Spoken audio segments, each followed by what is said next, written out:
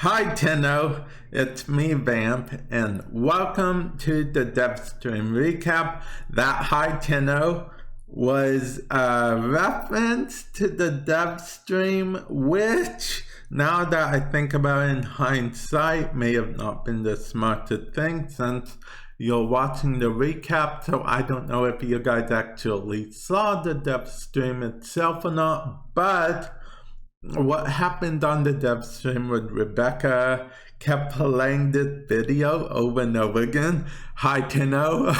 She played it like 3 or 4 times just by accident. So yeah, but anyway, we actually have quite a bit more to talk about than you'd think. Okay. First of all, PS4, Xbox One, and Nintendo Switch, they have all been sent to CERT. I made a video about that. There will be a card top right hand corner. Feel free to check it out if you want. And because of that, we should be getting Glassmaker, which is the new Nightwave, next week.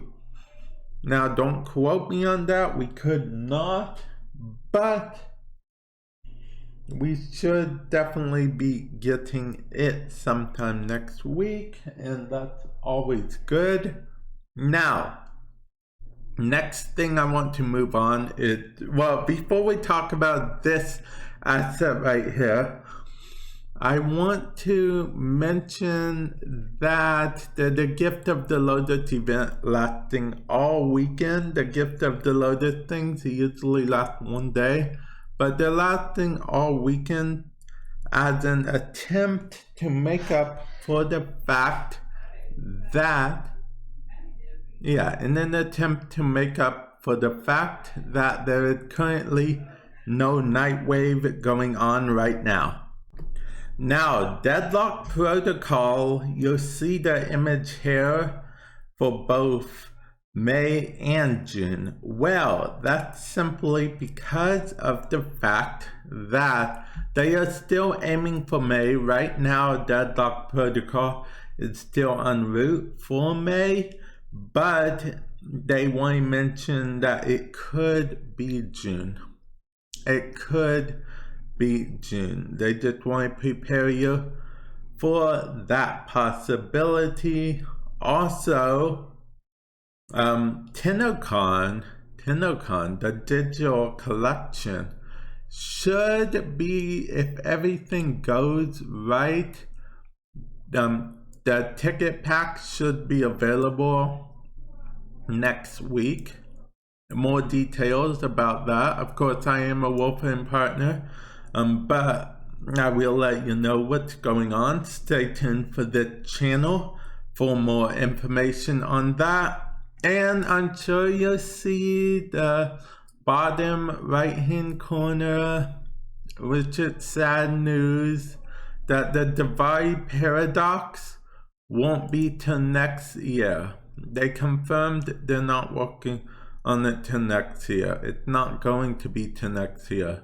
I mean, I don't know if they're working on it right now, but it's not going to. Then, yeah, it's not coming to next year. Kind of sucks. I was kind of hoping for it this year.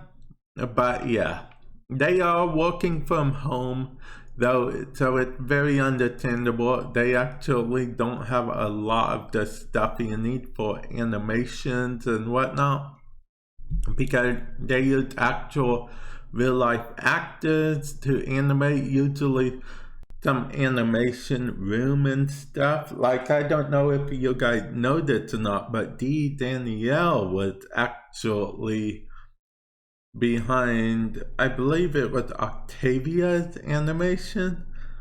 Some of Octavia's idol animation. So, yeah, that's sad about that, but it's understandable. But there's a small silver lining, which is Ash Deluxe Skin, which this is a Nightwave Glassmaker image, but this is Ash's Deluxe Skin. Let me go ahead and take this away.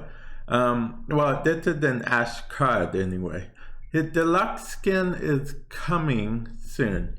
That it's not his deluxe skin. That's his basic Ash skin. But Ash's deluxe skin is coming with Nightwave Series 3. So it's coming with the Glassmaker.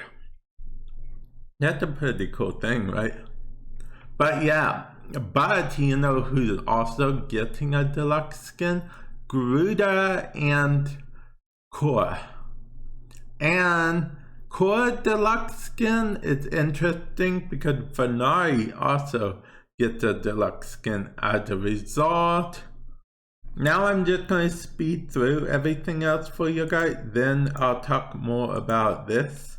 But for now, I'll leave it on this. Let's see. Dojo is going to get a big empty room. I know it sounds odd, but it's actually pretty cool if you like designing in the dojo. It's basically a room you can just design without having to worry about any bumps or mumps or trumps or lumps or anything. Okay, moving on. They're adding a join any crew button to Railjack. They are adding kit gun primaries that are set to come with Deadlock Protocol. And this is probably the biggest news, okay? Warframe is getting a hard mode and an ultra hard mode, which I'm personally calling nightmare mode. So Warframe is getting a hard mode and a nightmare mode. They haven't decided what the rewards are going to be yet, but right now they're looking into like bonus mastery, you know, and of course since the enemies will be harder, the XP will already be bonus up there. So we'll see what happens with that. I've wanted them to get something like this for a long time. Excuse me.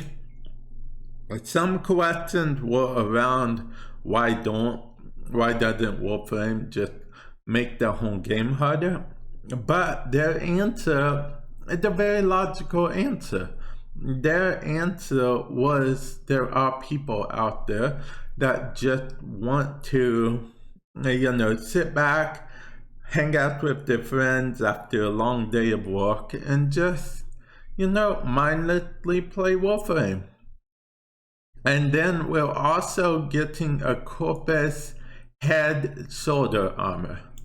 But back to the HUD mode and nightmare mode. They are just awesome. Apparently, if you completed the, I think they mentioned if you completed the whole planet, but maybe they'll do like a node type thing, you know. You can go back, complete the node on hard mode, then nightmare mode. That would be pretty cool, I think. And the last big bit of news is that there is no news on cross-save. Yeah, it doesn't look promising right now, but they did say they do acknowledge that a bunch of people are into the idea of cross-save. And now, finally, let's go with this, okay? Okay, so in case you guys don't know what this is based on PC stats.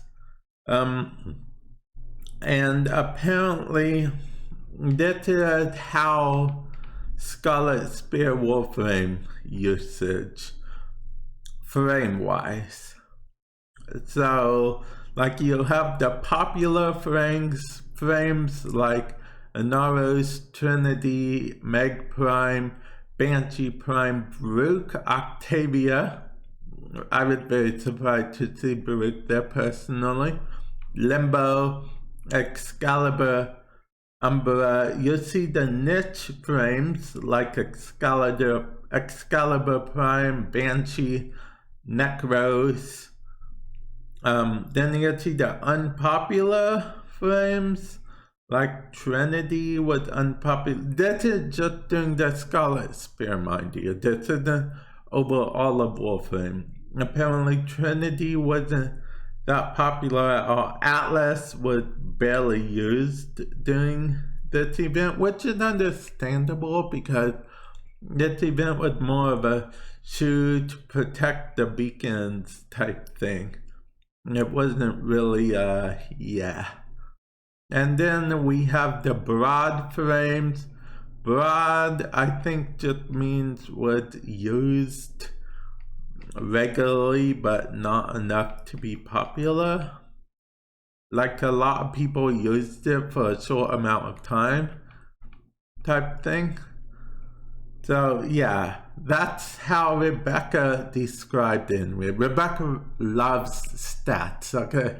She loves stats so much. But that was actually an interesting way of putting it. So yeah, you know, in case Rebecca or someone from DE watches this video, let me know in the comment section below.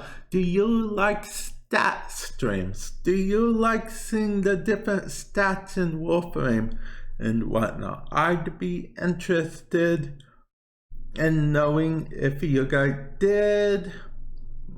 I'm sure if Rebecca sees it, she'll be happy to hear if you do. And anything else I talked about in this video, definitely let me know your guys' opinions. And that was the recap. I'm going to end it here. Hopefully you guys enjoyed this recap, and I will catch you guys in the future. Later.